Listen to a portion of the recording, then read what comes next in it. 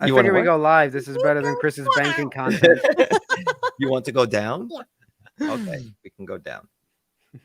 She's so cute, man. She's so Shit.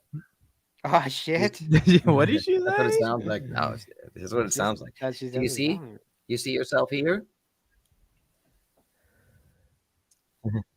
I think she went, oh shit, finance No, junkies she did is in not. the No, house. she did not. She Don't said, "Oh even- shit, 44 people Don't- are here in 20 seconds." See? What did you say? All right, balance sheet. Let me You see. say, can you say finance junkies? Shiny chunky. Yay! Yay. Good job. Aw, Kelly said she likes her Okay, shirt. you want to go down? Okay. That's so Okay, cute. we go bye-bye. I'll be This right is back. the cute age where everything they say is just adorable. Yeah, it's the cute age. Vitaly, do you want another kid, or is 2 kids I enough? already said no. I answered. Oh, you already Two- knew what I was gonna say. Wow. Probably 2 is plenty of children. It's like, see, the thing is, people who don't have kids yet, you get one and you're like, okay, I've learned how to do this after 2 years, 3 years, right? Then you have another one. You're like, oh my God, this is 8 times harder. This is exponential growth here, you know?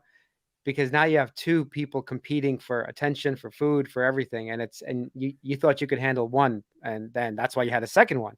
But it's a lot of work after you have the second one. Okay, but what if you definitely knew if you were gonna have a 3rd kid, she would be a girl? Would you still do it just to get a girl in your life? I've been telling the wife, maybe a 3rd one's coming. Yeah. Because you want a girl, right? Because you have 2 boys, so you would like to mix it up a little bit. I mean, look, if it happens, I think my wife, I was about to say her name. Who knows if I want to call her out? Producer wife. Well, it's the same. I already said producer wife is Cindy on both podcasts. So anyway, so it's Cindy. Yeah. So Cindy, I think she doesn't want any more kids, but I figure if it happens by accident somehow, I'm okay with it. Yeah, but you have to have sex first in order for that to happen. That's true. But that's why we plan our sex every year. Oh, every year. On Halloween. He's He's like on the summer solstice, guys. You know what I'll be doing. On Jesus's birthday is when a Jew. He's like my member rises from the dead after 3 days. Oh my goodness! No, 200 years. I want 2 girls and 1 boy. I think that would be such a good combination. 2 girls and 1 boy. I love Why? that combination. What's the thinking behind that? Because I think girls are And- passionate, empathetic, and they make the guy less of a dick. As my sister made me like a really good human, I think. Older or younger? Older. They got to be. The girls got to be older than the guy. So older girl, then the boy, then the girl. Yeah, that would be perfect. Or 2 older girls, and then girl, and then boy. Boy's the youngest. That's my setup, actually. I have an older sister, younger sister, and I'm a lot closer to my younger sister. Halloween best sex night. Yep, that's when I met my first it was my girlfriend. Well, first it was the girl I met who was a one-night stand. Then it was my girlfriend. Then it was my wife. Wait. Oh wow, Cindy was all 3 of those things. Then she became that's right. crazy. She was supposed to be a one-night stand. I totally fucked that up. This I don't think monogamy is a problem with me. That's the problem. I don't think I've ever had sex on Halloween. Now I knew you were about to stop me right there, and you were going to say, "Amit, you don't have to say on Halloween. You could just stop it. I don't." But I said it quickly, so you wouldn't stop me, right? Yep, exactly. Actually, no, I did. I went to California in 2016. Yeah, I remember. I went Halloween weekend.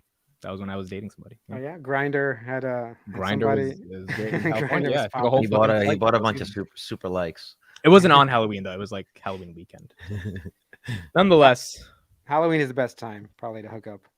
Halloween is awesome. Yeah, because all the girls in college they dress in a very provocative way.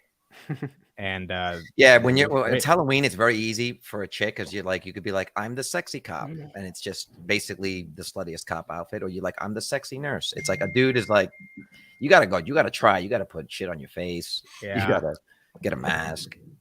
I was the Joker in 2019 because we saw the film and I was so inspired by him, and I just became the Joker, and it was great. What were your best Halloween costume, guys? I was Joker, obviously, right? For a Joker, minute. I was a prisoner once. Dude, after I got back from the military, I still had the fucking 6-pack, so I was like a gladiator. Bro, that was the best year ever. I had like washboard abs because literally it was just nonstop sit-ups, 2-mile runs all the time for PT. Oh, is that when your wife fell in love with you? No. That was a little bit after that, but man, that was good times, bro. Good times. Well, you had a 6-pack, bro? Yeah. Damn. Well, he was in the Marines, right? Army. True, Yeah. you have to have a six pack. Yeah, that's true. I mean, you didn't have to have one, but the thing is, like, all the PT that you did, especially like if you go right after like basic training, most guys are fucking ripped. Like I was ripped. Like I had lost maybe 40 pounds of fat and just nothing but pure muscle because everything that you do is pure calisthenics. You're just humping all around everywhere. It's fucking nuts. Like how Humping. much weight. Well, that's what it is. Like you have so much weight on your back. You're doing ruck marches all the time. You know, you have this camaraderie thing, so you're always all working out. It's like PT in the morning, PT in the afternoon, PT at fucking like 2 o'clock in the morning if the fucking drill sergeants wake up and they want you to go do some shit. So it was like it was good. And I went to Fort Knox for basic training. And Fort Knox was still one of the male basics. Like there's like this whole thing with like depending on where you went to basic training. I mean, this is back in the day. You went to like an all male basic, or you went to like this joint basic training with like the females. So we used to make fun of the guys who went to the joint basic because supposedly if you went to like Fort Jackson is like the easy thing, you know. That's but if you went to like Fort Benning, which is the infantry, and Fort Knox, which is like Cav Scouts, then you typically went to like a more like rigorous training regiment, supposedly. And what year is this? This is 2009. 2009. Oh, okay. 2008 and 2009. 2009. I mean, once you've done all that work, why would you stop doing it? Aren't you like trained mentally to do that every day? You know, it's the truth. I should have. I mean, for like a good 4 years while I was still in, it was like something that I kept up with. But then like the rigors of life just kind of get you, and you're just you lose. Like if you miss one day and then you miss two, and then it becomes a normal thing. And then there's other stressors in life that kind of get you also. When you're in the military, the lifestyle is very regimented, right? Like you don't have to think about anything. You don't have to like, it's literally you go if you're, especially if you're living on base, everything is taking care of you, you know, care for you, the electricity, everything, the food hall. So you go to the chow hall for food. So when you're active duty and you're like living, no, I wasn't in ROTC. When you're actually living on base, it's such a easy, well, I hate to say this, it's such an easy life. And then once you get out, you have to like rediscover the real world, you know, and then it kind of like you're describing coming out of prison. Huh? You're describing coming out of prison after like yeah, 5 pretty years.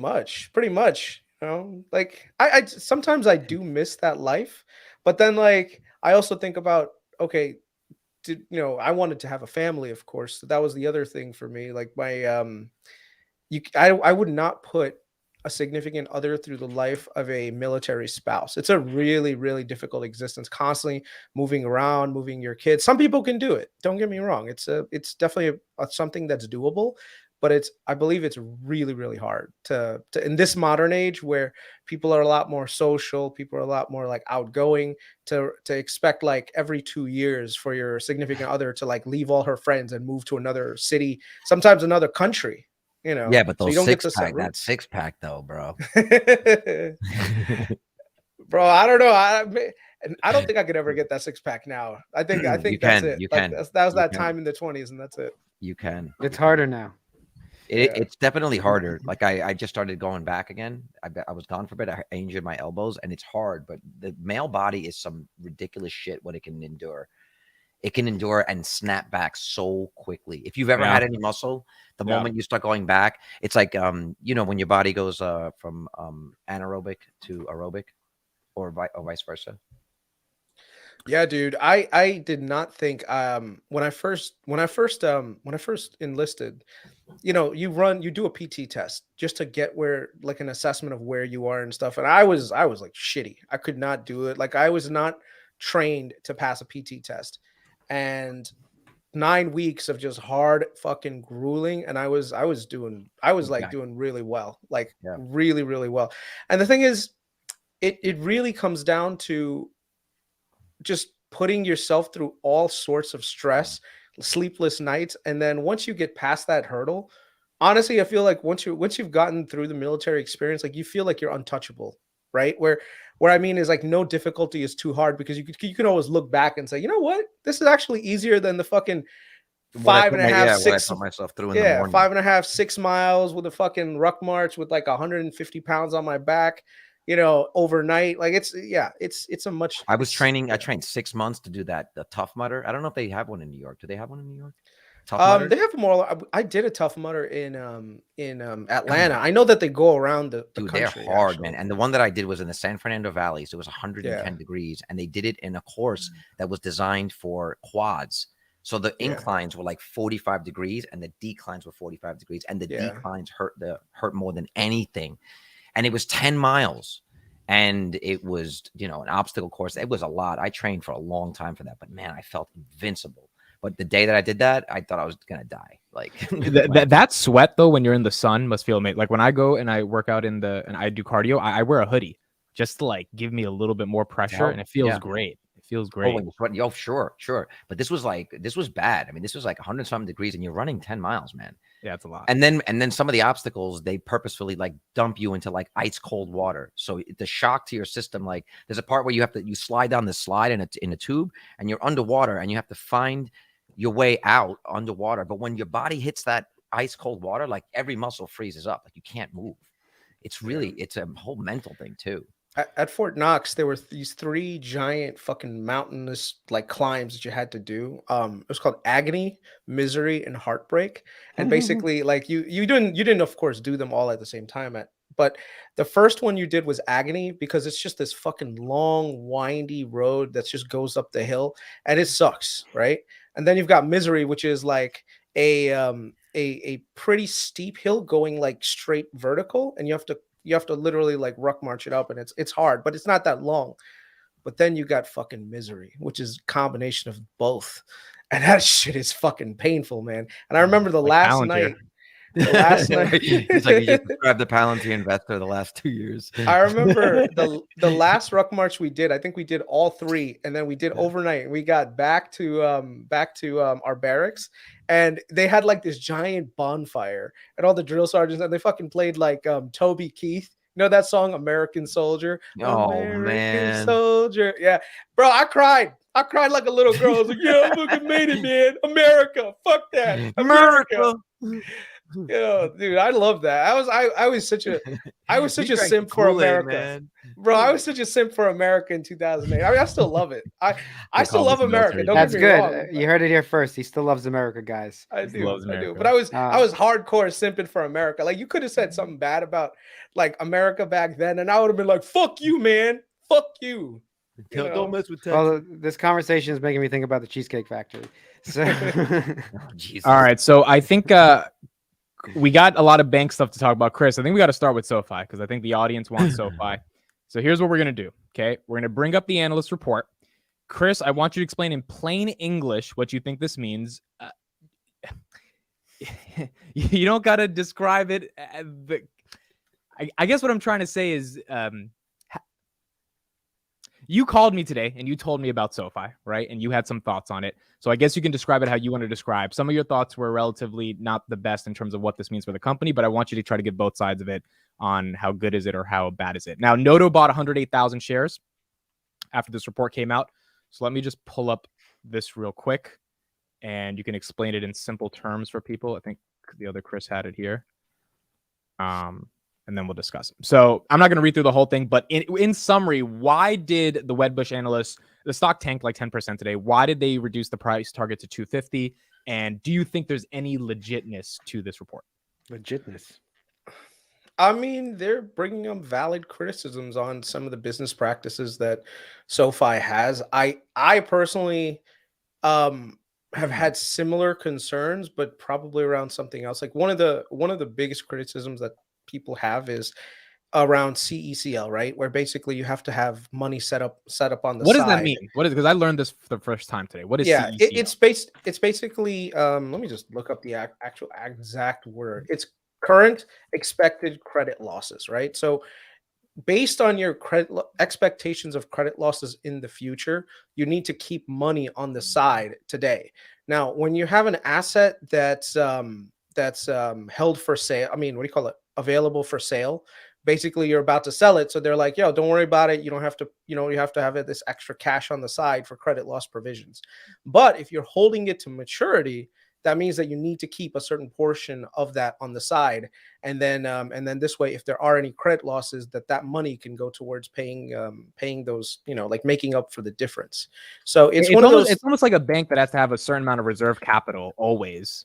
Well, right? that's the thing. All banks should have reserve capitals. You can't just give out every single dollar that you have, and then when Yeah, shit but hits the fan, minimum, the maximum, or the minimum is 10%. yeah. But the thing is, like, yeah, and the thing is, though, you got to remember, this is one of those things that they're using as a legal loophole, not to have to keep that extra money on the side. SoFi's using this as a legal SoFi. loophole. Yeah. And Saying, why are look, they using this as a loophole? Why? What's the because benefit? this way they can lend more money. Like, they don't want to keep reserves on the side. That's Mm. money not doing anything for them, right? So why did the analysts say this justifies a 60% reduction in book value, leading him to a 250 price target? I have to go into a little bit more just to do some back of the napkin calculations on But outside of the that. math, why does Yeah. we have a lower price target? I guess is on a qualitative level. I would think that, I mean, I can give you the reasoning from a math perspective, and then I can give you like my own personal reasoning why this person came up with this. Every other bank has to have some core requirements right now that SoFi is not having to be fulfilled right now. So SoFi is kind of like, figuring out how to do this legal loophole where they don't have to necessarily keep all the reserves on the side and all this other stuff. Other banks, they're much bigger, so they're regulated a lot more. And so I think to a certain degree, this could be a warning shot from the other big banks. Maybe some of them are making a stink about it, saying, look, SoFi is not keeping money on the side. We have to keep money on the side. Why is that? X, Y, and Z. And SoFi right now is paying like a 4 point something percent interest rate. And they're able to capture a lot of the people that like JP Morgan and Citibank, everyone else can't offer the same rates, right? They can. So SoFi is basically, how do I say this? They're basically subsidizing, like they're subsidizing their ability to get customers by doing this loophole via the amount they need to keep on the books. And this Tip Ranks analyst, who by the way is not a good analyst from his rankings, he figured this out, and that's why he put out this report. Yeah. So I to be honest, when I first saw that, I thought it was a hit piece because I'm gonna say, he has to disclose what his position in SoFi is. I mean, these are analysts. They don't have to do anything. I don't think they even have a position. The key with banking is that it's all about confidence, right? If people lose confidence in the bank or the ability for the bank to actually pay you back, regardless of whether or not it's FDIC insured and everything else, people take a second, they might take a second look at putting their money with SoFi, right? So if you see the share price go down from, I don't know, $10 to $2, there's a psychological effect that can come in your way. And you're like, hey, this looks like a bank that could be failing tomorrow. I'm not going to put my money with them. Like imagine right now, you're putting your money in because technically right now, SoFi is a penny stock. Yeah. You want to keep Now, your money granted, with the truest analyst came out the other day, gave the counter case, gave the bull argument. So you had an $8 price target and a $250 price target kind of go at each other, but the 250 one, I guess, caused more fear in the market, which is what caused. And right now, all fears are going to be highlighted a lot more. So basically, the effect, the negative effect of fear right now is 10 times worse than if it was like a healthy environment. Like if you have a healthy environment and someone says, hey, SoFi is a piece of shit company, you could ignore that. It just rolls right off the back saying, no, we're fine. You're okay. And it won't be, it's not a big deal. But if you see like 4 banks, like big banks they failed. And right now you're saying, well, SoFi could be the next one to fail.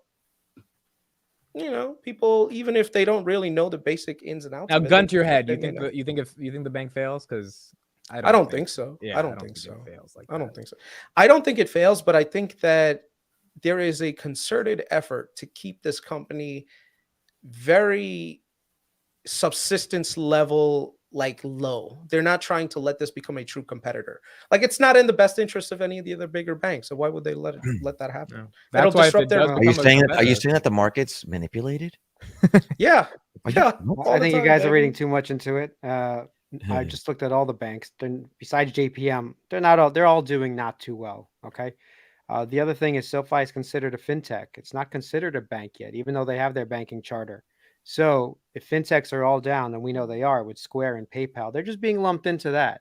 And we know with the danger with the rates, and if there's a recession and banks won't do well, and you guys are making a bigger narrative than it is. It's not good to be in banks. That's it. Bottom line. Take a look at all the Not yet. banks. No, about a month. I think that's going to change. Well, that transitions us perfectly into Buffett. Buffett bought 12 million something shares of Capital One today. Capital One is down from 124 to 89. It was up to 94 after hours. Let's start with Carlos first on this. Why do you think Buffett's buying Capital I think he One? does this every year. I think this is the annual rotation into value.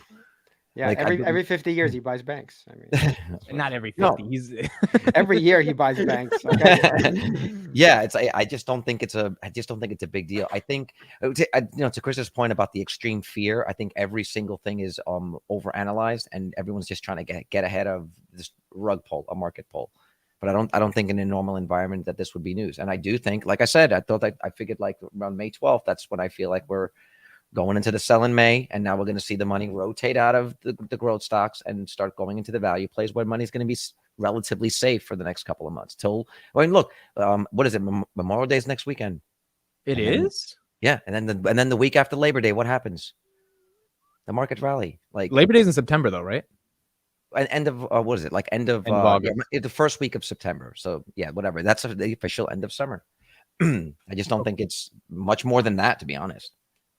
Okay, Chris, are you reading into Buffett buying the banks, or is it not a big deal, as Carlos says? You're muted. Yeah, let me just show you really quickly the exact equation that he uses to value this right now. Okay, so let me just share that over.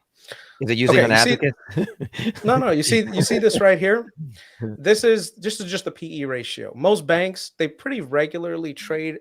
I mean, there'll always, of course, be like years where there's huge overperformance or underperformance, blah blah blah. But if you look at it, most banks, they usually trade at about a 10 to 12 PE, right? So when you have a bank drop to a PE of almost like 5, Wow. that means that there is a huge amount of upside that's going to be built in. All it needs is just to do mean reversion, right? So if you look at a lot what of is mean banks, reversion? Can you explain that? so basically it goes right back to being in the middle again, right? So if you have like this steady state of being, right? Like Alex Karp would say, The ontology. and then- Well, and he's then- saying and if then it there's trades a- out of yeah. 12 and it's now at a 5, it's going to go back to a No, I 12. know what mean reversion means. I thought you could explain it in a more nuanced way. But That's yeah, I it. get it. Obviously, logically, you Yeah. could put mean reversion together. So there's a lot of banks right now that are trading way below PE levels. Even if you look at it on a price to book perspective, price to book. Can we there's- explain that one? Can we explain those two? Vitaly, I'm gonna start with you. What exactly is price to earnings for those? There's someone in this 349 people that are here. By the way, shout out to 300 again. Let me ring the little Here we bell. go with the damn bell. Thank you, everybody. 9th night in a row for 300. What exactly is price to earnings, and why is it a metric that investors really need to care about? Because tech stocks are like a 30 PE, but then Chris is talking about banks are average at a 10 PE. So why do we give Tesla a 50 PE? And we willingly pay that as investors, but for banks, we're not willing to pay more than 10 or 12 PE. Well, obviously, companies have a certain revenue, and then they trade at a certain market cap. So once you figure out, once you get the PE of that kind of, you do the, once you figure out the market cap versus the earnings that they actually make, then you get the PE. And if it trades too high, then people are paying for their earnings for, let's say, a PE of 50 means like you're paying 50 times earnings, right? So yeah. if you want to do that as a growth investor, that might make sense for Tesla because Tesla's growing at a 50% compounded, right? But if SoFi is not growing, or let me bring up a bank. If a bank is growing at 2%, 5%, right? You wouldn't want to pay that much. You wouldn't want to pay a 50 PE. You would want to pay a 6 PE, a 10 PE, a 12 PE, whatever. So hopefully that makes some sense. Okay. Every industry has different PEs that they trade at historically. Okay, so just like Vitaly said, you have tech companies, high cash flow. They're able to reinvest the money, write it back into their business, keep growing. So if you're looking at a growth stock, growth usually, you're going to get a higher PE. So the measure that you would use is PEG, so price to equity to growth. So basically, if you're growing really fast, you want to compare against other companies that are growing fast also. When it comes to value companies and sectors that are traditionally value based, that's where you use your regular PE metric. So from a PE metric, banks are good, like a good way to measure a bank is a PE ratio. The other, of course, is the price to book ratio, which is another big one. And that one is very simple. Price to book is what is the value of your assets minus what is the value of your liabilities, right? And then based on that, you get a number, and then you look at the market cap. And if your market cap is way below, what is that thing called? Way below your book value, that means that you are undervalued. So you have a negative price. I'm not negative, but you have like less than 1 price to book, because technically your market cap and your book value should theoretically be the same, right? Your assets and liabilities, when you subtract them out, 1 should equal to 1. But there are times in the market where Mr. Market gets stupid and is willing to sell shit at a discount because they're afraid something might happen. I don't think I've ever seen a 1-to-1 price to book. What? No, there's tons of for banks. That are Is it for banks? Yeah. Banks are traditionally trade at 1. Believe it or not, even sometimes a premium of a little bit. Like I guess following growth, I've never seen that. Like right now, what does Tesla trade at price to book? I don't even know. So that's the key right there, because there are so many intangible assets that growth companies have, like Tesla, like not just Tesla, but think about Google, right? If you took it on an assets to liabilities basis, Google has so many intangible assets that they're not going to accurately reflect a book value, because there's nothing that you can actually like subjectively put towards. What's an example of an intangible asset? Well, I'm looking at price to book for Google. It's 5. Yeah, but that's because it's a tech company, right? Tech companies, it's really hard to value. Like, okay, if I told you right now, what is the value of Google's search business? There's a certain multiple that you can come up with, but it's all pie in the sky. Whereas I can tell you how much is a dollar worth in JP Morgan's bank account. It's worth $1. Or like, and the reason you're saying this is because a dollar in JPM's bank account, we can pretty much know what they're going to do with that dollar to generate a return. It's liquid. It's liquid. With Google's JPM, business, even if we JPM. Sorry, I was going to say price to book JPM right now 1.43. Yeah. 1.43. Okay. Yeah. So Google's ad business, let's say they did 70 billion in revenue. The reason you're saying we can't put a valuation on that is because we don't know what the future growth looks like. We don't know how what much the value. more... It's hard to value their assets because like an intangible asset is not valued like real estate. Like ExxonMobil, if they go out of business tomorrow, you can calculate what the land that they own is worth. For the but here's the question: why isn't search a tangible asset? Because it's still worth 70 billion of revenue. But you can't touch it. It's not a physical thing. You can't touch it.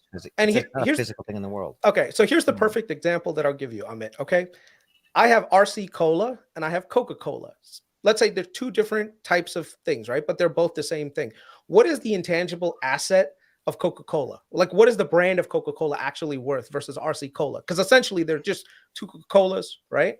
Well, what did you take the revenue from the Coca-Cola company and attribute it to the brand? That's not how it works. No, it's hard to value that because RC Cola can have its own little thing. Coca-Cola could be worth a whole different thing. So like right now, when you go to a grocery store, why does no one pick up RC Cola and why does everyone buy Coca-Cola? Right. Because there's an Bud intangible. Bud Light. I saw a guy buying it today. And he was like, he was ashamed. He was ashamed of buying it. It was sad. Oh my gosh. Anyway, it's funny you mentioned that because I'm looking up these companies at the same time. Price to book for Coke is 5.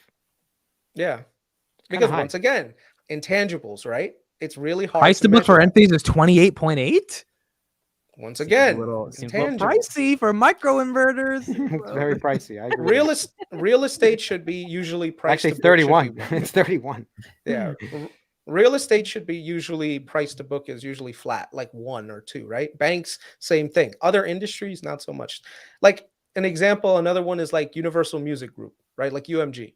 Like how would you value the masters of Drake's music, right? It's hard. Drake's music. It's hard, So you're saying if a bank trades below its price to book, it's stupidly undervalued because we can tangibly measure what the price to book should be. Yes. Because it's not a growth company outside of SoFi, right? Yeah. Yeah, because you're just taking assets, you're subtracting liabilities, and you're getting a good figure. That's it. I mean, there are little carve-outs here and there for like goodwill. Like, do you know what goodwill is? Yeah. Yep. Yeah, there's a little carve out for goodwill stuff, and then there's of course depreciation, and like there's little things, but nothing that's going to like be a huge impact on the price to book. So with regards to banks, you typically want to look for things that are under one. If they're pretty much flat, and the further they are from one in terms of like below, that means they're more likely to SoFi be is below undervalued. its price to I, below I one. hate to ask, but what's TFC? Truest. TFC. TFC's price to book. Truist. It's like it's Yeah, let's do it. below one. It's like 0.5 or something, right? 0.6, I think, last time I checked. 0.62 or something like that. Mm. Yeah. Well, then TFC is TFC. undervalued. If that's your question. SoFi is Based on that. 0.98. It's below one. Yeah. Well, that's why Tanner said it's 1-to-1 almost. Yeah. So Okay. for TFC, the book value is 0.65. Oh, thank you, Andrew, for posting that. We got a bunch of them right Yeah. there. JPM 1.31. So you're saying for a bank, it should be 1 or slightly above for a bank, Or slightly below. Or or slightly, slightly below. below. Yeah. TFC If is you're point- if you're not growing so much, you should be slightly below. If you're growing a little bit more and you're more safer, then maybe a little bit like JP Morgan, of course, is safer, so they deserve a little bit of an extra valuation, right? They're a systemically important bank.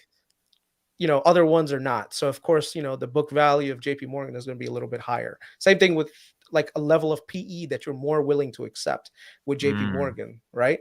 So that's the So you're key. saying So- Buffett's buying these banks because they're below 1 on the price to book. The PE, sorry, is also below 10, where it's historically supposed to be. Price to book is also below 1, or even less than 0.5 in some of these cases. And so that's why Buffett's. But Vitaly and Carlos's point is Buffett's always been buying banks. So is it that unique that he's buying because he's always been doing it?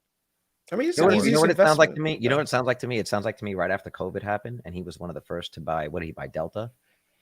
No, Did he he? sold Delta. He sold sold Delta, the yeah. airlines. No, but he started buying some of the airlines. It was I thought he after. sold after the airlines. yeah, no, he Okay. started buying. Remember, there was a whole press conference for it. He And was buying talking- something. I don't know if he And was buying. it was an airlines it or- was specifically an airline when they were talking about people are not going to fly. They're going to have one person per 3 seat. All that stuff. And he had a whole press conference about it, talking about how you got to support these businesses and whatnot. Like, He sold 13 million shares of Delta on April 3rd, 2020. But you're right, Carlos. He bought something. I don't May know what 2nd, product. it might have 2020. been. It might have been Warren American. Buffett says Berkshire sold all its airline stocks because Yeah, of the coronavirus. you got the headline wrong, but you're right. He did buy something. I'm forgetting. I think he bought. He did. He bought I something. might be throwing this out there. I think he bought Pfizer. I might be totally wrong on this. Oh, I, I mean, feel like he bought surprising. either a drug or he bought what's the other thing he bought? So Amit, before you go into put this comment on the thing because I think it's very important, and that's the exact equation that's in my brain as well. The one from Eric. So he put more risk, like personal loans, means liquidating your books usually occurs at a discount in the event of bankruptcy. So riskier banks trade at below price to book of 1, offset by growth. SoFi right now has a shit ton of personal loans, which are not backed by any assets. With other things, other loans, they're actually backed by assets that the bank can take over and use to liquidate. Personal loans are unsecured liabilities. So that means that if, let's say, tomorrow morning there's an issue with creditors not paying, debtors not paying their money, and you have to sell that liability to somebody else, you're not going to get $1 for it. You're going to get 50 cents on the dollar, maybe even 20 cents on the dollar, which means it proposes a much higher risk. So even though if you look at SoFi and you look at price to book ratios, like, oh, it's almost 1-to-1. When you really take a deep dive into, okay, these personal loans, how much are they actually worth on the open market? They could be materially different and actually be at a significant discount to what it is. So just because the price to book on the balance sheet, like from a balance sheet perspective, looks attractive, you have to deep dive and understand that, hey, the asset itself may not be worth it. SLG, and I'm glad someone brought it up there, SLG is in the same boat. Yes, they have assets on their books that they have, like, oh, this building is worth, $2 billion or $3 billion, whatever. But if you go on the open market and try to sell it right now, you're not going to get 2 billion, 3 billion for it. You might get 1 because the market is bad, right? Maybe when the market recovers, the book value of that asset will go back up again. But depending on how the market is for the asset yourself that you have, there's vastly different calculations that you have to plug in your head, So, yeah. All right, let's move on to the new one. Vitaly, we're starting with you on this one. Michael Burry has doubled down on Alibaba. Good bet or bad bet? What do you think? Wow. Well, I guess you can make those bets, but I think we've talked about China that it's not.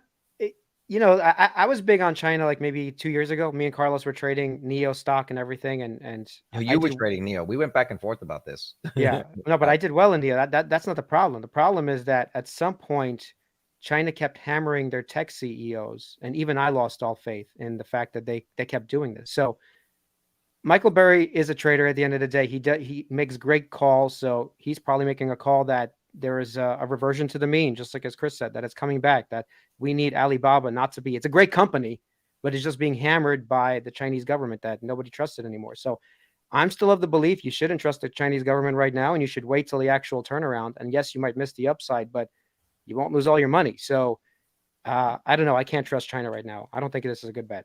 I agree Carlos, with Matt. what do you think? I agree with Matt R. What did Matt R say? China's not investable. Not even a little bit. There's nothing you could put into. I really want Neo. I really do. Like I like Yeah, that company. I would say looking at one of those or Xpeng, but the reality is like it's what we spoke about. I forgot which guy called yesterday. We were talking to him about investing in PayPal. It's this idea of I don't want to have to watch the news for what's happening in China to protect one of those investments. So if anything, I would go into a sector that I know, something like a Neo or like an Xpeng. You know what I'm saying? No, but the problem is Neo could be doing well, but China is hammering companies like Neo, so Neo will do bad because now China's messing with them. Yeah, in the short term, but you know that they're one of the most future forward with respect to the adaptation of EADS, very strict with the with their metrics and where they want to be, and they're also the largest market. So I feel like that for me would offset it because if I'm already are you saying invest in Neo? Is this what no, you're saying? I'm not right now, not when everything else is so crushed. And I think I'm just building a big cash position for what I think is going to start deploying it. You guys ask why I don't have a six pack, right? There it is. Hold on. I forgot about that. We've got to give a big congrats to our boy who ended up. All right, calm down. Happy birthday. Yes. It's his 4,000th birthday. Yeah. Oh, I thought it was your birthday. Let me share my screen right now, Chris. Thank you for reminding me of that. I was gonna do a big thing for you. I forgot because I had a busy day. And there we go. Chris Patel, ladies and gentlemen, reached 4,000. Now he's at 4,073 followers last night. Nice. Congrats to Mr. Chris Patel, 4,000. Yeah. That's a big deal. How do you feel, man? 4,000 people kind of care about your thoughts. It's nice. I appreciate everyone who liked it, but man, like I said, the family that I married into, they celebrate everything. Like literally, it's like, oh my God, you showed up to work on time. Let's celebrate. And usually if it's a cake. So yeah. They're like, you got a Twitter following? They're like, what's Twitter? So right. I love her. I love the family to death, but man, let me tell you, I ain't never gonna get no six pack with this family. That's a big piece of cake, though. I'm getting jealous. Is that tiramisu? It looks like tiramisu. Is it tiramisu, dear? Yeah, I was gonna eat my dinner. I felt bad because I was gonna eat my dinner on I'm starving, but I was gonna go eat my dinner. I was like, I don't want to eat on the podcast. And Chris is like, no, I've eaten on the podcast before. Man, you gotta eat. Chris, the one thing I appreciate about you, bro, you call your wife dear every time you talk to her. Like every time I've heard you either on the phone, you're like, hello, dear. She's like, hi, dear. Hello, dear. Dear. I'm like, yo, you're gonna run into headlights or something. You keep talking about these deer. Like that's just like it's I didn't even notice it. It's great. Yeah. Wait, Kelly said that? No, Kelly, I didn't know he said that. that's kind of important. That's important. Like That's my great. wife is, That's awesome. my wife is me. I'm Maud. So because this is the Finance Junkie podcast, all four of us are trying to build our brand. So next up is Vitali. We got to get him to 1,000, and Carlos. We got to get him to 1,000. Those two are in the chat. Let's get there by the end of hopefully this month, mid-June. Call everyone. Call your mama. They would be awesome. So please, guys, Carlos and Vitali, we got to get them to 1,000. Once you get to that first 1,000, it gets so much more easier to keep going. Screw that. Let's get the podcast, the new channel to 1,000. Oh yeah, you didn't even say hit, like, and subscribe. I was waiting for when we hit 400 on the podcast, ladies and gentlemen. We did. We have hit 400. Thank you for being here. Really, this is the last plug, I promise, of the day. New channel. Put it in the chat. Please subscribe.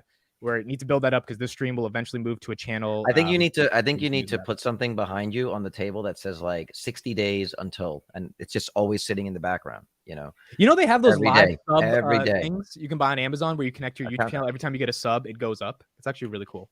That's cool. Is that what you want for a birthday? Just say it, bro. We'll get No, it. I For don't. you. I You don't can have to, buy it myself. It's not. It's like you don't have to $10 or plug it. something. We'll get it for you.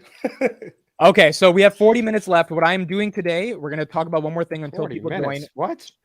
Well, no, sorry, we're 40 minutes in. We have 20 minutes. 40 minutes in. Yeah. Um, Well, we're gonna do questions, right? Yeah, StreamYard is in the chat. Here are the rules. You got to have your camera on, and just please don't do anything crazy. That last guy yesterday ruined it for everybody, so you got to have your camera on.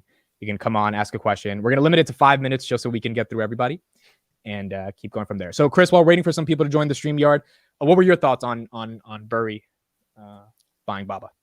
I think so. There is a price at which risk is acceptable, right? So that's the logic that guys like Burry use. So the further down the stock goes, the more likely it is that they're willing to tolerate the risk of being in bed with the Chinese. Mhm. So that's the equation that he ran with it, and that's the one that he is applying here. So I think he just sees such a big risk. I mean, just a big reward to the risk. He's like, this is a no-brainer. I'm gonna go in. I can tolerate the risk. Me, I'm not in agreement with that. Like, first of all, when you're investing in any of these companies, you're not even a stockholder. You are investing in a company that's incorporated, I think, in the Cayman Islands. Cayman Islands. That's right. So you have no legal protection or legal rights to actually ask for anything. Like, as when you're an American and you're in America and you have a company that's listed here in the US, you have legal protection and legal rights. So right now, like, the government can't just say, come in and just shut down a company. I mean, they can, but you actually have the legal ability to actually have some say in how the things happen with that company. With the Chinese companies, you don't, because you're not really investing in the company itself. You're investing in something called a VIE entity. I just want to point out that might matter for bigger investors. I don't think this matters for us because, like, I have lawsuits up the wazoo that come in from all the failed bankrupt companies, little crappy ones that I've invested over the years. I'm not pursuing these lawsuits. Okay. Yeah. So I'm not trying to get my money out of it. So I think if that happens, that China tanks them, that's a risk some people are willing to take. And that's just the way it is. That we accept it. But looking at Baba right now, it's at a forward 9 PE. So this is like meta level shit. It sounds like the Facebook conversation. This is why people buy it. This is why people love it. But the China risk, when you chop off the head of Jack Ma, it's scary to buy it. I have a question actually for all three of you guys, and actually I would want to start this one with Amit. If we actually are going to see lower prices, let's say going into Labor Day, what stock are you looking for to hit those lows, and what price would you want to see? I want to see Palantir below 6 again. You want to see Palantir? I want to see Palantir below. Okay, 6. I've been saying it's not going to hold 9. Give me 2 more. So you'd want to see Palantir. I would like below to see end phase at 130. Back the truck up. Okay, said the chart could justify that at 130. I would back the truck up. Last one, believe it or not. SoFi at 250. You're gonna hate it. He's like SoFi at 250. He's like, I want SoFi at $30. I can buy some puts. No, SoFi might get to 30 real soon on a reverse split. That shit might. No, but okay. So you said last thing would be Amazon. I mean, if we can get Amazon back under 100, if we really get to Amazon below 90. I think 100. I don't know, below 90 happens again, but below 100. I bought some Amazon today. And you guys, Vitaly, Chris, what was the question? Say over the next 3 months, if you could, if we're going to see lower lows, what companies would you be looking at to buy hardcore, and what's the price that you'd be like a dream fucking price the next couple of months? And go ahead. Well, Enphase, I'll just pick one company. Enphase, I have 2 He's buys. like Enphase at 130, Enphase at 120, Enphase at 110. Yeah, on 105, 100. You just keep backing it up. Well, there's 2 price targets I have, as we talked about this, but 130 and change, and then 112 or so. Those 2 are my main levels to buy a lot of Enphase. I think for me, Tesla under I would say 125 is good. Under 110 is great. And under 100, it's like, hey, I need to sell some kidneys and buy some Tesla, Yeah. I mean, if it goes under 100, though, and if Enphase falls to 110, the thing is, I just want to point out, the narrative always becomes, this is a piece of shit company. This is not worth investing in. You can see it's failing. And so everybody who wanted to buy it, everybody in the chat who's like, oh, I can't wait till that happens, will never be buying it. It's just not going to happen. Me and you might. I had a conversation with a guy. He called me earlier today, and he was like, "Hey, what's up with Tesla stock? Blah, blah, blah, blah, blah. Now, this is a guy I've been trying to get to buy Tesla for a while. I've been telling him the story. And for some legal reason, he cannot buy stocks. He won't really tell me the story, but he can't buy stocks. But this is the one stock he's trying to find a way to buy. And he's like, do you think we'll see lower prices? I'm like, it's most likely. Yeah. I was like, but at 160, this is a steal. We have no Cybertruck. You know what I mean? There's all these catalysts that are coming up for the next few years. And he's like, yeah, but maybe it'll go to 100. And I'm like, if this thing is going to hit the price targets that we're thinking of over the next few years, what do you care? You're talking about a 10x versus a 10x versus a 9.8x. Like, Yeah. it's ridiculous. Yeah, it's like Same thing with Palantir at 7 or 9. If you think it's gonna be 100 by 2030, it doesn't fucking matter. yo, if it went to $5 or $6, I would probably just like You'd buy another 104 shares. I think I said at 350, I'm No, about I'd probably pick up 1,000 shares. All right, we got a guest. I like 1,000 shares. We have one of my good Hold on, friends. I want to give mine. Oh, mine. so you didn't give? I thought yours was just Tesla and NFIT. Go ahead. No. Me. I would want to see if Bitcoin gets under 20,000. It's on. That's fair. That one That's I'd want to fair. see. I would want to see Enphase. I'm a little less skeptical. I think under 140, I think I start buying again. And Bro, Tesla, if it hits $100, there's a lot of shit that's going out of my portfolio and going into Tesla. This is why you buy banks right now, bro. Banks are at the price that you were gonna load the boat. It's like, on. fuck you, Come on, Tesla. let's go. The problem is, even if I agree, bitch. no, even if I agree with the truest thing, which I'm not against it, but I need to keep that money on the side for the things that I really want. Exactly. If I bought everything that just came along, my God, there's a deal every day. That's the thing. That's fair. That's I That's don't why need I every can't single sleep. deal. That's Yeah, because but I can't, dude. Yeah, You don't need Chris every getting single old. deal. You need to buy something that you're going to have conviction in and can hold it when it doesn't go your way exactly. And All if right, I you're can well, hold this one. Let's get the guest on because Chris, you're going to talk about another one that Sure. you were tracking today. This is, ladies and gentlemen, from the SoFi Weekly, now branded FinTech Friday podcast, and there's no other guests in the queue, so we can spend some time with you, Mr. Tanner, future investor. Oh, What's how's up, it going, man? Tanner? how's everybody doing? I think it's the first time me and Tanner are live at the same time. Yeah, no, I don't That's think we've ever spoke other than Twitter. Yeah. Even So though how you doing today? You need a pat on the back? no, I'm doing well. I'm doing well. We had a live stream. Tried to get Chris on there. Terrible, Yeah. sweating like crazy. You got to use trying to get StreamYard, the- bro. StreamYard's the Yeah. easiest. That's what you got to use. Yeah. No well, longer a Zoom fan, I see. Hold on, Tanner. I Tanner, still love Tanner, Zoom. I take- use it every day. I love Zoom. Tanner, take your victory lap, man. Go ahead. Well, take our victory lap for us. Yeah. Come on. NuBank earnings got reinstated multiple times before today, and they were expecting better and better news, and so the stock has been running up all the past 2 weeks. And then so I was actually getting a little bit scared. I thought maybe we're overestimating how good NuBank can pull this off, and we still were very surprised on the upside. It's up 8% in the after hours. My portfolio is happy. Chris's is happy. What We're percentage of your celebrating a- portfolio is NuBank? Sorry?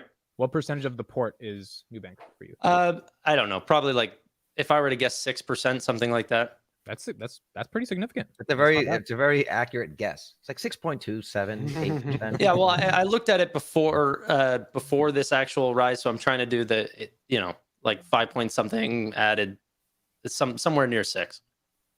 But anyway, just really curious about if you guys took a look at those earnings and what stood out to you. If Vitaly, Carlos, you guys have seen those. NuBank? No, I don't even No. follow it.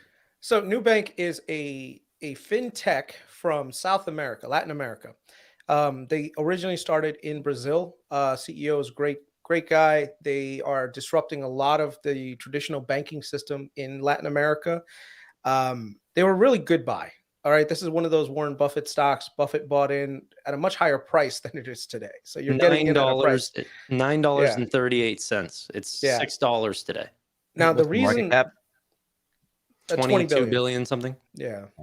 I like Now- those companies between All 100. right, this is ticker symbol NU, correct? Yeah. Yep. Market cap 30 billion. Yeah. And Well, Buffett owns it. Yeah. The reason we were bullish on it, and me and Tanner went into great lengths on this with like one of the podcasts that we did together like a while back, I don't know, like maybe 6 months ago, was that you're getting a growth company that's very well run. they're growing their accounts like crazy. They're creating market traction all over the place. And I think Latin America is very underserved when it comes to the banking needs of like the people down there. So I think a lot of times we all focus a little bit on our local markets, which is the US, but there's markets outside of the US that a lot of disruptive innovation that's born in America can be imported locally and given a local flavor and end up making a shit ton of money. So if you think about like Amazon, right? Like you have Amazon in America. If you took that same business model, brought it to Latin America, you got Mercado Libre. So you've got crazy amount of growth coming there. So that's one of the things that we saw with NuBank. The CEO went to Stanford for his graduate program. He was a venture partner with Sequoia. Went down there, saw there was a need for, you know, software technology to disrupt a lot of the local banking system there, because the banking system there was just so like just really bad. It was just a lot of unnecessary paperwork that you needed to just to get a So bank account. Chris, I'm just going to stop you there. I'm going to put a table in the NuBank discussion. If you guys want to check it out, go to Tanner's channel. Overall, they had a great earnings, did really well. We have another guest in the back who's here in StreamYard. Tanner, I'm going to keep you on with them because I'm sure he has some questions. We could have a good discussion. There's 450 people here. Today's a timely day to have this discussion. We have Chris. Hey guys. The other Chris. It's getting The crowded. other Chris. What's up, man? How are you? Good. I was like 5 minutes behind the stream, so I have no idea what you're talking about. We were I talking just about NuBank. Okay. Yeah. Okay, We're all just so- taking victory laps on our NuBank position. Well, me and Tanner are anyway. Did you see the I price don't to have book is NuBank. around I've 5? got StoneCo, and I've got Mercado Libre, but no NuBank. Nice. Okay, Tanner so knows that. So obviously, Chris, you are, I would say, a leader, an influencer, a thought leader. That's a better way to call it in the SoFi space. I'm going to put your Twitter in the chat right now so people can check you out. What were your thoughts on the analyst from Wedbush who put it to 250 today? And what are some of the concerns you have with anything that Chris may be saying is an issue with it? And like, I guess we'll get into that discussion. So I think there are real yellow flags with SoFi and their fair market value. So I wrote an article on my Substack about this. Did you guys Essentially, freeze? that. Oh, What do you say, can you hear Vitaly? me? Vitali is frozen. Oh, Vitali's frozen. Vitaly, you're good. You're good. Yeah, we can hear you. We can see Okay. you. Go ahead. Go ahead. Anyway, so the fair market values, I think that SoFi could have avoided all this just by simply selling a few 100 million loans so that they could justify their mark to market, right? Like it's not, if the fair value of the loans are what they say they are, that's really easy to prove. Now they did have a securitization, and I do think that management kind of missed a little bit, because they think, like, when you're really embedded in the space, you understand how to look at a securitization and say, okay, this is how you translate that to like gain on sale margin, right? So the idea is, I guess to back up, we'll kind of start from the beginning. SoFi holds their loans for sale on their balance sheet, which means for like if they originate, say, $1 billion of loans, they will say, well, the fair value of these based on what we can sell them for is like 1.04 billion, right? And so on their balance sheet, it's reported as 1.04 billion, even though the principal is 1 billion. And so that is called held for sale accounting, and you can either do that or you can do held for investment accounting, which is kind of the SQL provisions and everything you guys were talking about earlier on. The difference, they're both GAAP accounting methods, so they're both like above board, completely like legal and all that stuff. The main difference is whether you have the intent to sell the loans at some point. And so there's risk both ways, right? So for the biggest risk for held for sale is that what if your marks are wrong, right? So what if you say that your loans are worth 10 billion, but really they're only worth 9 billion if you were going to go sell them on the open market right now? And that's kind of what this Wedbush analyst is talking about. And then the risk for held for investment is kind of the opposite. It's what we've seen with, say, Signature Bank and Silicon Valley and all those other ones, which is that you don't mark them to market anymore, right? So you're holding all these loans on the balance sheet, but they're not marked to market. They're just what they're worth. And so depending on interest rate fluctuations and other things that happen, those marks might actually also be wrong, but you never update them. So there's two ways of looking at it, right? So the other risk for held for sale is that you don't take those SQL provisions. So you don't, like, normally, like, so again, let's say that you originate $1 billion of loans. With CECL provisions, you'd set aside, say, 60 million, and you'd set it aside and say, this is the money that we're going to use to pay off all the loans that go delinquent and default. So we've got $60 million and it's sitting in this fund, and the only thing it's ever going to do is pay for that. Whereas if you use held for sale accounting, then you pay as you go. So if, $4 million go into default this quarter, then you take that hit on revenue in that quarter. Right. So my both of them question is, go ahead. Are they doing anything against the law? Is there any loophole thing? I mean, so what did that analyst say then that caused the sell-off to be that dramatic? What the analyst said is, if you were to mark SoFi's loans with the same default rate as lending clubs, then their book value would fall by X amount. And there were a bunch of things in that calculation that are straight up wrong. And I did a Twitter thread on this where I talked about 6 different assumptions that he made that were all really wrong. So I don't remember them. I might be able to remember them off the top of my head because I wrote an article and submitted it, but it hasn't been approved yet by Seeking Alpha or whatever. But the first one, so the biggest one is that they used LC as a benchmark. Now, the thing about LC is they've got less quality loans, right? So Lending Club. If you listen to Lending Club, Lending Club. I'm way too into the space and been writing and thinking about this way too much. But so Lending Club is another personal loan. Go ahead, Carlos. I just want to ask you just like a general question. You're really knowledgeable about this. What is it about the banking sector that particularly makes you so passionate? It's just the fact that I got into SoFi and I started hearing bear cases about it, right? And so people would come on and say things like, I've got a pretty big position, but I don't really know the answer to that question. And so then I dig into the 10Q and I dig into the earnings and I'd be like, okay, well, this is the answer to that question. And so just over the course of a full year of just holding that as a position is how I got into it. I'm not really I'm a chemical engineer. I'm not actually that passionate about banking, right? That's the hilarious thing about Chris. It's no, but what's funny is if you just all of us, we all have our thing. Amit is Palantir, you know what I mean? I would be a Tesla Bitcoin guy or something like that, and you're banking, even though your profession is chemical. Chris is Chris something kind of all over. I don't know what Chris is. I'm a merc, bro. I'm a merc, bro. I go anywhere. As long as you go where the money is. As long as there's money to be made, I'm there. That's my philosophy.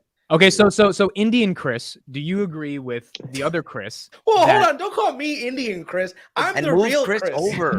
He's Darth Chris into the chat. Okay, so Chris with a K, do you agree with Chris with a C that there's nothing SoFi's doing wrong in their GAAP accounting? It's just a different way of doing it, and that analyst made faulty assumptions that weren't that relevant. Yeah, I told you it's a hit piece. That's what I'm saying. You're bringing up you're trying to fear monger. That's the key. But it is concerning. No, it is concerning. But the thing them is, not selling loans it doesn't look great. Yeah, I agree. Listen, I totally agree with you, but everything is above the water. Okay, nothing that they're doing is illegal, right? And that's the key that everyone should remember. All of this is just navigating perception. That is what Anthony Noto is going to have to do. If he can navigate the perception of this to downplay this nonsense, SoFi will do exceptionally well because they're making a fuck ton of money on the spread. Imagine right now, personal loan spread is 18% on a personal loan that they're literally paying 4% to a person who's a depositor. They're making a 1,200 basis point return on their money, right? That's freaking amazing. Even from a risk adjusted standpoint. Sorry, go ahead. I guess if I could give the big bear case is that the idea is that if they're not selling their loans, they're going to continue to grow their loan book. And if their depositors continue to pour in as much money as they keep doing each quarter, well, they have to allocate that somewhere, or else they're going to get hit with the large liability of paying their customers 4.2%, which is the generous offer that SoFi is offering. So in order for them to do that in their current state of what they're doing, it's going to be unsecured personal loans and these sorts of things. Now, I'm sure Chris will talk about this data-driven investing. I don't know how to separate you guys. C Chris, K Chris.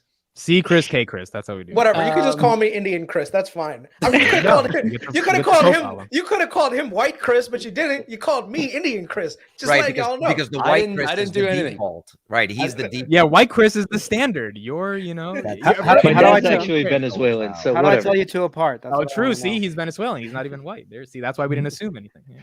But Um, actually, anyway, it's not that neither here nor there. But he like his stock is all German, and so like by blood, I'm probably not even really Venezuelan. Neither here nor there. Right, we should all do an episode of us doing 23andMe. Find out what the hell. All I was going to add, though, before that was SoFi did acquire a home loan lender called Wyndham Capital.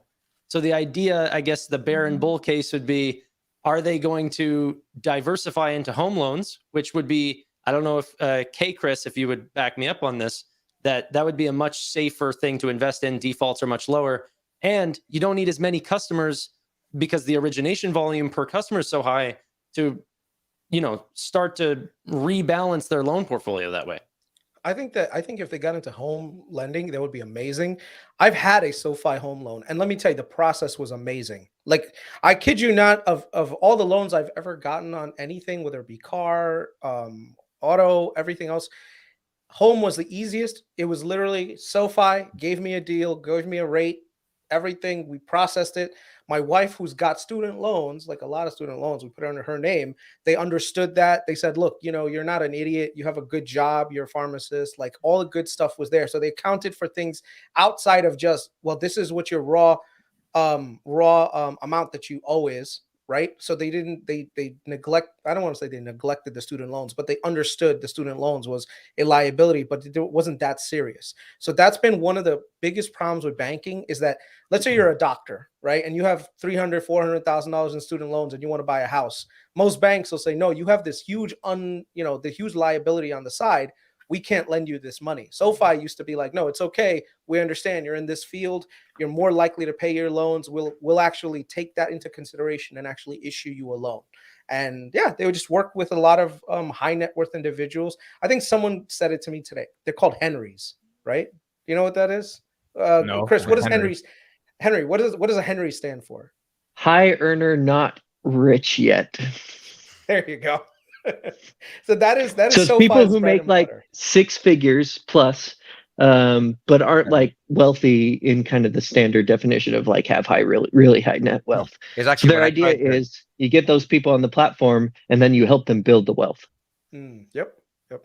You know what? I love my little statistics that I follow on NuBank, and I wish we would touch on that more, because you guys were talking about so many great things about Capital One and everything. But there's one great statistic that SoFi tracks, and that's the average FICO score for their student or for their checking and savings customers, and it's 749. It's actually higher than the personal loan average FICO score. Well, this is the argument for why delinquencies on loans and all that stuff is just very unlikely. Right? Yeah, and the cross-selling ability is huge. Like the personal loan customer is already a customer of SoFi. That's sort of the idea. The thing that worries me is that most people that take on personal loans, you would think that, because personal loans are like they're like predatory loans, to be honest with you. Like, if you think about how much the APR is, it's like 18 to 20% APR on some of these loans. Anyone on Credit Karma sees those loans 24%, Yeah. 9, So to me, it's like which idiot doctor is taking out a fucking 20% loan? Like, that's what I want to know. But So I can give you an example. I have a friend who lives down the street, and they are buying. So that they're in the middle of so they own 2 properties already, plus the one that they live in, and then they bought another house in Missouri, and they're going to be moving there this summer, right? And so he's been putting, because they're trying to like they've got this gap in funding, right, where they're selling their current house, but they haven't sold it yet, right? And so they've got a ton of equity and a ton of capital in all of these different places, but he was building up some credit card debt because just in this kind of time in between houses when they're paying an extra mortgage that they couldn't normally afford, he's been building up credit card debt. And so he refinanced that. And I didn't know, like, he didn't know that I was like a SoFi investor or anything, but we were just talking shop about, finances and whatever. And he was like, oh yeah, I got this personal loan because it was better than paying, 22% on my credit card. And then it's like a 6-month loan. And by then I'll have my house sold and I'll be able to pay it down. Right. And so like that type of person, like he obviously should qualify for that loan, right? So anyway, like that's it, and that's total anecdotal, right? All the numbers we know are that the average their average personal loan holder makes over 164,000, and the FICO is, like Tanner said, like 747 is like the weighted average FICO. But before everyone else goes into it, there's a show on Netflix. It's called How to Get Rich. Watch that show. Oh my god! Oh yeah. No, hold on. Blocked me, man. No. Let me tell you the reason why. Vitaly, you're muted, by the way. Let me tell you the reason I said why. that's what Chris learned about banking. No, that's not it. That's when he got not bullish. He saw an Indian guy talk about banks. But no, that's not the reason why. The reason why I like the show is because one of the key things that I keep seeing on there is these people are actually very, very high earners, but they all have terrible, terrible practices when it comes to their credit, where they're always taking out more and more loans. So these are like the perfect targets for people like SoFi. So like there was a couple making $250,000 of income per year, yet they're living paycheck to paycheck, right? And they're the prime candidates for people who are taking personal loans out. You know, they're stupid in paying 18%. I know a lot of people in that. They're like editors, that people that do what I do. They make a lot of money, but you'd be surprised at how many of these people don't have any savings. And I'm seeing that now because of what's happening with the writer's strike. Like my next gig actually got pushed 3 weeks, right? But I'm like, I'm fine. I'll take an extra 3 weeks. I'm fine with that. But I know some people that is hurting. They're like, I'm going to drive an Uber. Or somebody wants to get a food truck or something. I'm like, damn, it's bad. It's bad. You know why Vitaly and Carlos should be big supporters of SoFi is because Anthony Noto, the CEO of SoFi, has come out. The two biggest customers that they have for their personal loans is debt consolidation and solar financing. Okay, so by the way, financing is a massive part of. I get their loans all the time in the mail, and I do check it out every single time I get. And I think we're both always we both have SoFi. We're both holding SoFi. Hold on, yeah. Besides holding that, I'm saying the loans that come in, they're always too high. So if you actually have good credit, you wouldn't get a SoFi loan. That's my opinion. Like I've never wanted to get that when I can, because if you have assets and things like that, I can get a better loan going to Fidelity than going to SoFi. So, but having said that, like Chris with a K, like they're cooking their books or something. No one's cooking your books. I'm saying that they're trying to go after me, but that's not going to work after me. They're going to have to go after the 20-something, 30-something-year-old. I think that's their audience. I'm the wrong audience. Like I have SoFi stock because I think Anthony Noto is a great leader. I think Galileo is something that I can get behind, but everything else is just a bank. I mean, like, why are you guys so excited? It's just a bank. Same reason I'm excited about NuBank. Because it's a bank that's growing 40% year over year. Oh, there you go. It's a growing bank. Wait. I have a question, because I mean, you're getting excited about a number, right? Or like a potential return on that money. What I'm saying is, what do you care where you get that return?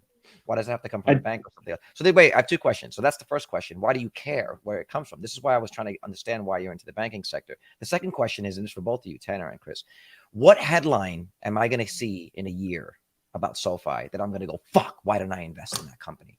What? Damn it. Well, I mean, it's the headline that comes out in the news, and I go, damn it. Look, Chamath is going to de-SPAC them again. Anthony Noto murdered somebody. No, like, I'm serious. What is the headline that I go, damn it, man? They did. Do you want to go first, Tanner, or should I? I'll go first because mine's pretty speculative, just because it's the first one that came to mind. I've been making not a lot of videos. I made one large video on Apple taking over the banking space with their savings account. I believe that SoFi will be the Goldman Sachs for the Samsung Money account, which will be the largest competitor to the Apple savings. There was massive news. I think it was yesterday. They just raised their APY to 3.75%, $220 sign-up fee. Mm-hmm. And I believe that, being the second biggest player in the smartphone game. But thank you. No, but that's so a who here got a little. That's a better answer than I can give on Palantir, to be honest. If I see that headline, I'm going to go, damn, this dude Tanner was on point. Okay. Well, no, the problem is I'm invested in a lot of fintech. I just don't like talking about it. I have PayPal, I have Square, I have SoFi, I have JPM in my dividend portfolio. It's just banks, dude. It's I get you're excited about the investment, but separate yourself from the investment. Like, if you weren't invested in it, would you even talk about it? I think, hold on, let me summarize this real quick. I think Vitaly's point is, as we talked about in the beginning of the podcast, banks historically have a 10 PE, tech companies have 30, 40, even 50 sometimes. So the only reason Vitaly invested, and maybe Chris, you can speak to this, is because he thinks Galileo is that SaaS play that has the 80% margins, which gets you to the 20, 30 PE. So I guess here's the question for you. and then That you can gets me answer th- excited. If That they gets, come out, that gets you excited, right? if someone comes out and they say, okay, JPM has switched all of their backend to SoFi's Galileo. Oh, that's exciting. Okay, but everything else is just boring. Just So my question for you, C. Chris, and then you can do the headline one is: if Galileo doesn't become the thing that could justify the 2030 PE, is the bank itself still excited given how much it's growing, even if the PE only ends up becoming 10 or 12 like a normal bank? No, not to me. Like, and I'm one of the biggest SoFi bulls you'll see out there, right? But like, so to answer kind of Carlos's question, like, why SoFi? Why do I care? Tanner's was actually a good headline. Like, if I see that headline, I'm gonna go, damn, Tanner was right. So tough act to follow. But like, banking in and of itself isn't excited. Like, it's the investment and the fact that the more due diligence I do, the more asymmetric the risk reward looks to me, right? And so that's the reason that I keep doing more due diligence, is because, right, like, so far I've heard every bear argument you could think of, and like, I take the time because at this point I'm invested enough, not only in terms of monetary, but the fact that, like, I know exactly in the 10Q where everything is, right? Like, because I've done enough due diligence. Yeah. And so it's really easy to go through and see if the bear cases really hold any water, right? To get back to, I guess, but like, a bank that's growing at 40% year over year is still pretty exciting, even if it's just lending, right? Like, because you're looking at something. Yeah, any business that's growing 40% year over year should be exciting, and especially one that's trading, like, it's trading below book value, even with those growth rates. Like, that just seems like a really big asymmetrical play to me. But then to get to your other question of what's the headline that you see, this is kind of speaking to Vitaly. So I think there's two things. Number one, eventually the student loan moratorium is going to end at some point, right? And it seems pretty, like, Secretary Cardona came out this week in front of the Senate and said, we're going to restart payments. And SoFi's actually sued them, and they've said that they'll bring back payments within 60 days of, when the Supreme Court makes its decision. And if you just do a really, really basic back of the envelope calculation, that's an extra $40 or $80 million a quarter or so, based on, like, what they were doing previously and what they've guided for. And so, like, that by itself is another 20% increase next year without any, if everything else in the entire business stays stagnant, that's like a 20% growth rate built in. So that's one thing. Number two, I do think that Galileo, at some point, we're going to hear something like, Citibank is, well, actually, I don't know if you'll actually hear it, but you will see it in the numbers, that all of a sudden, because there's lots of NDAs, right? Citibank doesn't know, or it's not necessarily Citi, but somebody, right? They're not going to want people to know that SoFi is doing their back end. But all of a sudden, you're going to see this huge jump in terms of revenue, and they may not be able to disclose it. They might be able to, but that would be the thing, is that they're talking about, and they've said that they're doing a proof of concept for a large financial institution. And they wouldn't use that type of language unless it was like a top 20 financial institution, right? Okay, so you think this is happening? Okay. I think it's a possibility. I don't think it's happening. Like, the proof of concept they said is happening, right? But that doesn't mean they get the contract. Not necessarily. It's a good mile marker. The only person buying right now that at least I've seen is Noto. Where are all the other C-level executives? Why is Noto the only one purchasing any of these shares? That is suspect. That's a good question. And I don't know. And the CTO is selling, and I don't particularly like. I don't know. I would wish that the UX was better in the app, and it's not, and that's on the CTO. And then that combined with him selling leaves a bad taste in my mouth for the CTO. What I'm saying, if you know there's some certain secret projects, and I remember we talked about FUV a long time ago, and there was all these secret things, and the Domino's discussion was an EV play, and we were discussing all these things. Yeah. Until this happens, there is nothing, absolutely nothing. I know, I totally agree. Nothing. So SoFi is so far away from that big client coming in and using Galileo. It's crazy. It's all. But that's also the risk, Vitaly, because if they announce it one day and you're not in it, right? But I am in. Yeah, if you're not. No, I know you are. I'm just saying. So but we're in it a little. But the point is, I like just the tip, I like to have these two examples of some things to look out for. You go, okay. And that tip has been cut off right at the tip. But like, so for example, Toast, right? They're point of sale service for restaurants. Like, you'll see them all over the place if you start looking for them. They're powered by Galileo, right? And so that's the type of kind of B2B client that they're looking for, and platform. So they've kind of transitioned. They used to like be pretty exclusive to neobanks. So things like Chime and Current and Dave and Moneyline, like all these neobanks were using them for debit card and payment processing. And they've said, that's not as resilient through the entire cycle. And so they've changed. Now they're looking for platform plays, things like Toast. They're looking for B2B payments, which most of them are still checks, which blows my mind. And they're trying to, and then large financial institutions, right? And so like, as those start to ramp up, hopefully, and again, like if we're sitting here next year in, third quarter and the tech platform is still flat, I will be extremely disappointed. What's the right? Because it needs to ramp. What do you think is the possibility of them getting acquired, bought out? Yeah, I think it's really low because I'm looking up right now. JP Morgan's $395 billion. Okay, I looked up SoFi. Right. They're $5 billion. SoFi's entire lunch market money. cap is a fucking I'll give rounding you- error. Okay, it's a It rounding is. error. I'll So- give you two reasons that they won't get bought this out. is- Sorry, go ahead. Finish. I'm just saying, I don't know if you watched yesterday's episode. We were talking about this. Back in the day, there was a bank called ING, Orange, and it was fucking amazing. ING looks just like SoFi to me. I was in it. It was great. It actually, I saved a lot of money with them because it really simplified banking. And I love that they didn't have brick and mortar. It was freaking awesome. Got bought up by Capital One when it was just like, okay, you did the work. We're going to bring in the clients. And then it was gone. In my opinion, that's fine too. You know what I mean? I will find a great return if it gets bought out. I'm not even for the argument of saying, are they going to get bought out or not? I'm buying at a price where if they do get bought out, right. Okay, like I'll take my return. All right, from a scale of 1 to certainty, what would you give the possibility of them getting bought out? I'd say I'm it's low, surprised they so for haven't two already. reasons. Well, The first one is, so when Noto was at Twitter and they were talking about buyouts back when he was there, so he was the chief operating officer and then the CFO, right? And when he was there, he's given interviews where he talked to people like that he would hear people at Twitter saying things like, well, there might be a buyout offer coming, and he told everyone, like in an all hands meeting, that was a failure, that if they got bought out, that would be a failure of Twitter. So number one, I think that like it's just his DNA that he doesn't want that. If Twitter right? got bought out. But you know what? But that's Yeah. what happened with Yahoo. Yahoo got offered a bunch of money, or Groupon. Remember Groupon?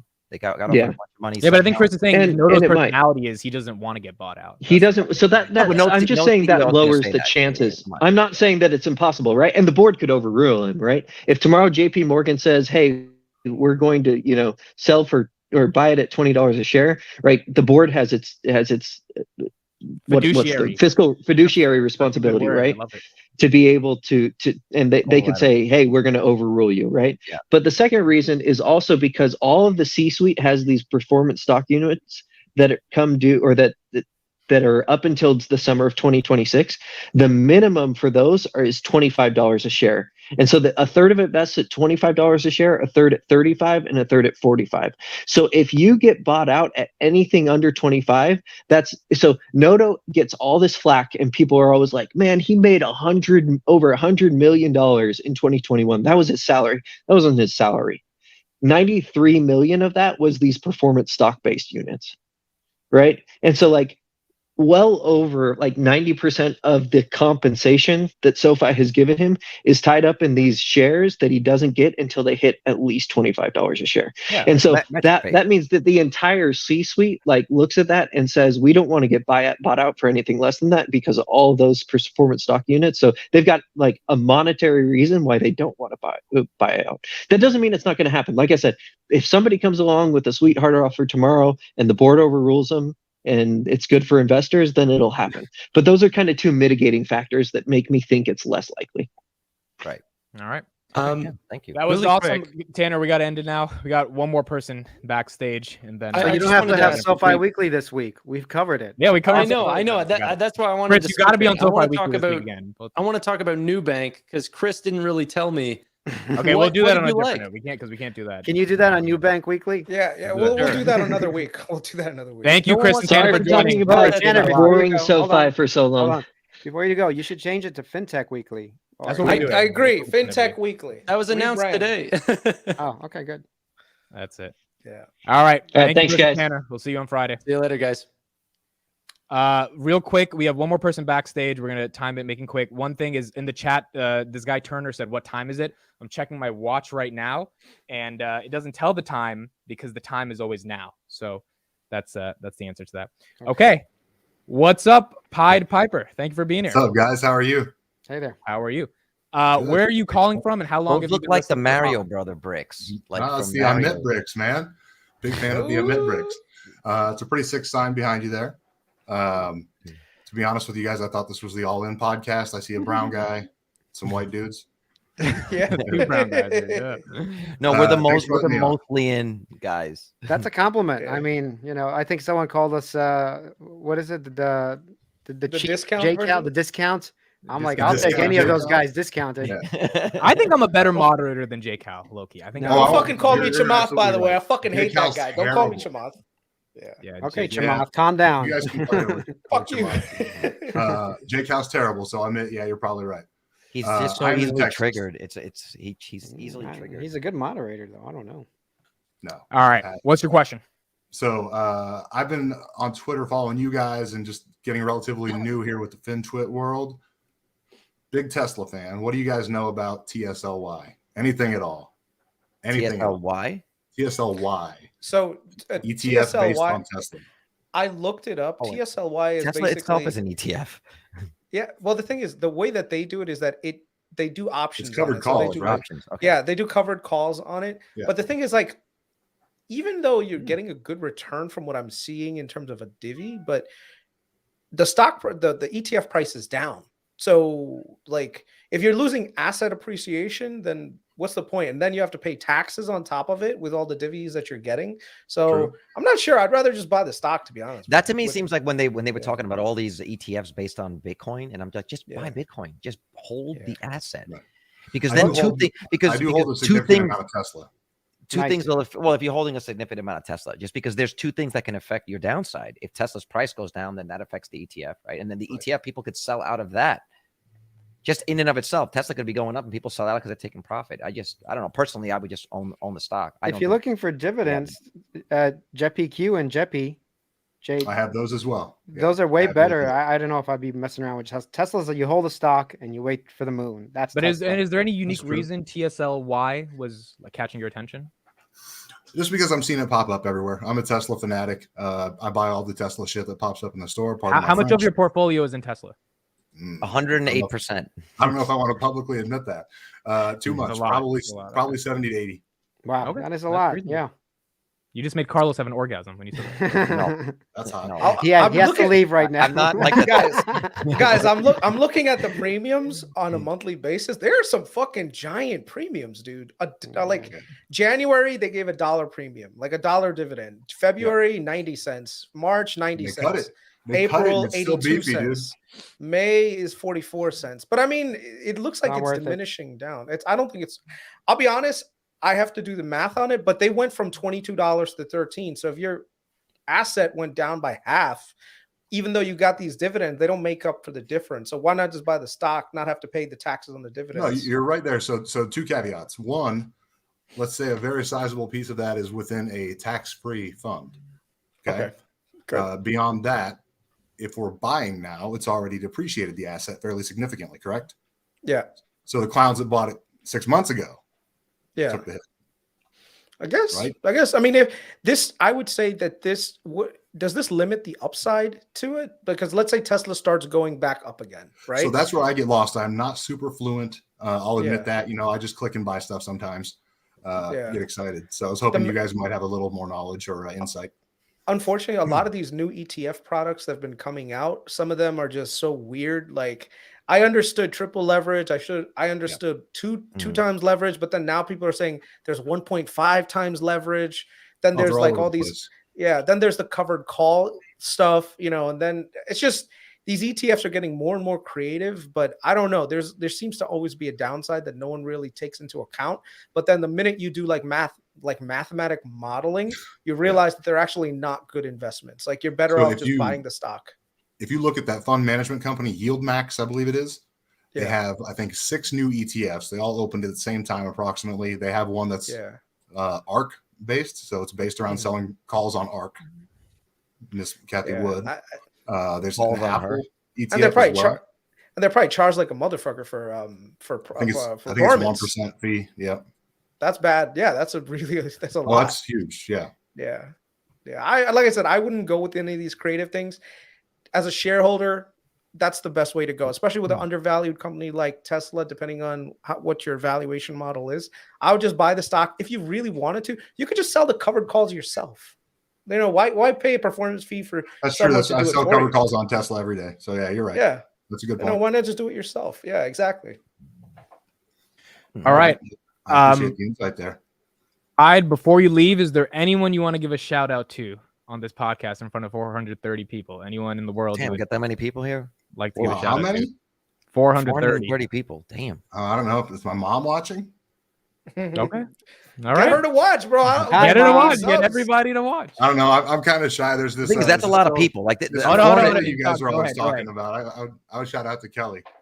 Okay. All right. Oh cool. shit! Shout out Here's a wink Kelly. to Kelly. Oh, I'm one of those. I'm Shout one of out those to creepy Kelly. dudes in the how many chat over boyfriends here. does she have here on this podcast?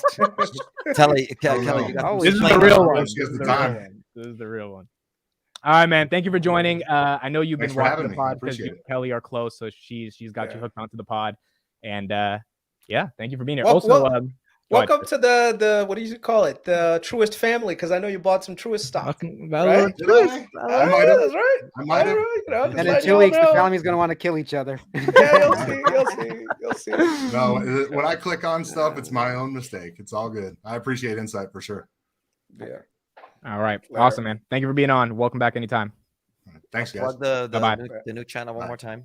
The new YouTube. All right. So, yes, that's it for us, everybody. So, we've sustained about 460 today, which is just absolutely phenomenal. Thank you all for being here today. It means a lot. New channel. Please subscribe to this one. We are trying to build this up to 1,000 subs, hopefully by the end of the week. I think we're at 363 right now, 364. And we're just going to be posting clips on that channel. For That's- now. For now, and then we're streaming on that channel. The goal is to move the stream to that channel, but we just got to build that up so we can get it ready in the YouTube algo, and we're gonna get there. And that's it. Any last words, Carlos, Vitali, Chris, for tonight? I'm hungry. I'm tired. Yeah, dude, I got a piece of cake waiting for me. I'm about to go ham, son. Congrats to Chris on those 4,000 followers. Carlos, what are you eating? Are you getting food? Your DoorDash? Yeah. She made some pasta, She made some meatballs, pasta. I love it. sauce, Okay. garlic bread. Just want to point out, Carlos is wearing one of Freelancer Finance's Yeah, somebody shirts. Free the green bean. That's our old design. What does that mean? When- Green bean. The green bean is when you couldn't say anytime we said anytime we'd say weed or cannabis or whatever, you would get demonetized. So we had to come up with a Midwest word for it. cannabis. You might want to pick up one of those shirts. Right. So we called it the green bean, and the whole thing was free the green bean because we had at least me, I was holding a bunch of those stocks, and I'm just like, yo, just make it legal. I love it. And Oh, dude. real quick. cash out. Yeah. I have one super chat I totally forgot to mention. Sorry to be a little off topic. Recently looking to T-Row price and wants to know the junkies' thoughts. We will answer that tomorrow. I'm taking a picture of that. We will answer the super chat tomorrow. I'm sorry about that. Yeah, I haven't T-Row. I haven't done any research on T-Row price, but I'll take a look at it for sure. Chris, go ahead. Last thing you were gonna say? Oh no. No, I was just gonna say. How come he always gets to end this? I thought he had something to say. I thought go ahead. I said I'll look at T-Row price. I'll Take us on to the next 30 question. minutes because we still got 374 people. I'm telling you, Night she is- Try to ends answer every the single question. podcast. But The you night gotta is leave when you gotta leave when it's hot. All right, Me Vitaly. and Vitaly were in a band. Okay, this is you never Oh, you this do is one the on same hand job every time out, we hear dude. about this. Then You be that's it. excellent, you be sexless, and you leave. That's how you get the girl. Okay, Vitaly, you get the last word. Go ahead. He just No, that was I just it. I That just was said it. You just ruined it. Oh. Good That was try. my I'm job. outta That's here. my job. See you later. That's my job. Bye. Later. We'll see you guys tomorrow. Good night. Bye.